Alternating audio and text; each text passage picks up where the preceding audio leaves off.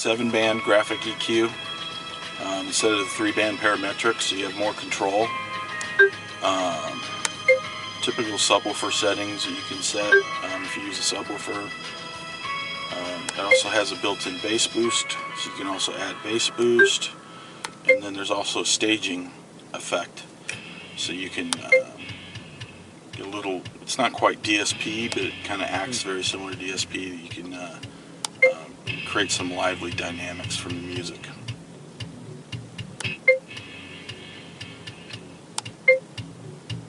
I think that one you can kind of hear. I'm a naturalist, I like it. Oops. Default now is on, iPod is turned on, so you don't have to worry about that. One of the other interesting things is by default now, you can have it, the music doesn't mute when you get voice guidance. So music can keep playing. Now, depends if you don't, I kind of like that, especially around town, because I kind of know where I'm going. So, I can kind of just hear it, and when I'm listening to music, I don't have to get interrupted, but you can actually turn it on so you can have it mute. You can also set how much mute you want it to go.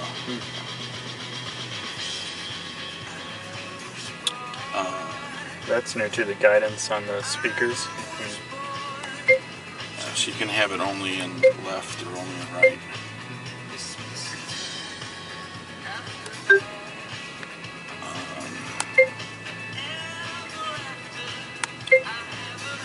Pretty typical here. One of the things definitely I like to point out to people is everybody, by default, we usually have Samantha set up. Right.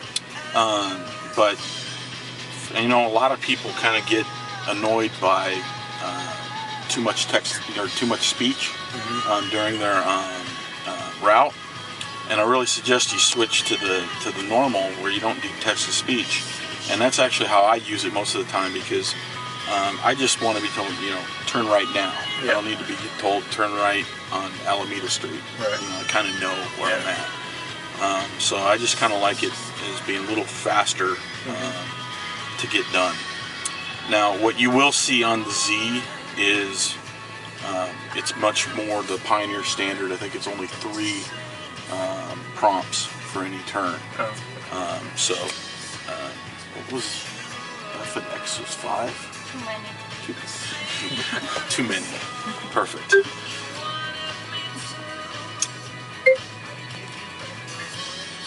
You can, again, set your splash screen. There's a couple built in, or you can load it from an SD card. Everything else is pretty much the same. Illumination, color, everything. Where's the SD slot on it? Hold on. So when you hit eject, you'll get an option, and you can adjust the angle. If you've got it mounted low in your dash, you can get the angle so it's a little more readable. But you can do either disc, so you can eject the disc, or SD, and there's a new option for SD because what we're doing is kind of similar to your PC, where you select it, when you want to disconnect a USB device, you need to eject it, just to make sure that the unit's the SD card is fully shut down before you eject the disk. So you see the SD card in the CD slot. You can just hit it to go back. So now you hit home, switches between, brings you to the menu. We're going to create our shortcut menu now. Use the scroll bar to scroll through your options. You can also quickly go through to, let's say, audio selections. So for instance, I like to use CD, FM, iPod. That's pretty good for me right now. I don't have any satellite radio. Let's go back up here. POIs, address.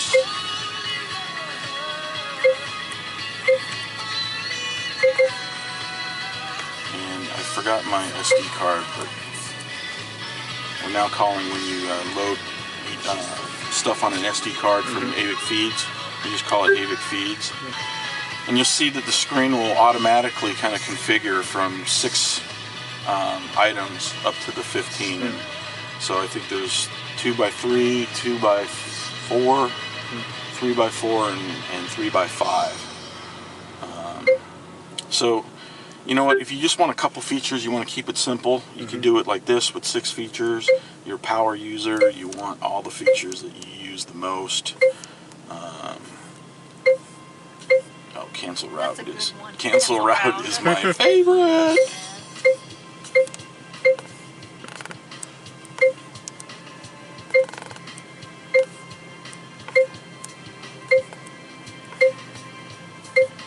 Throw some in there. So now you see it's gone 3x5. We got some open spots because I haven't filled them in. And then you also see a couple options are grayed out because I don't have an SD card in right now with POIs, and I don't have a route, so there's no cancel route. Same thing will happen if you don't have the MSN tuner. If you bring MSN stuff on, it'll be grayed out. If I didn't have an iPod connected, it wouldn't show iPod. Right. So again, you can just mode goes to the map, hit home. It automatically goes back to that screen if that was the last place.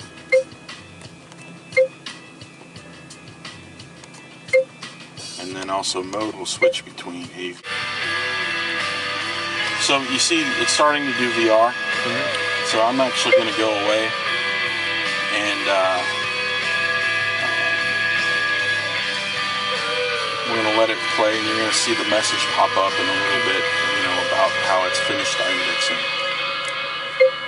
If you expand it, we've now got a 2-line display, and you see that, again, I've got about 4 or 5 gigabytes of music. It was less than 30 seconds to index. And also previously you had to stay on the iPod screen to finish the cataloging, but now you can scroll away from it and it'll still continue.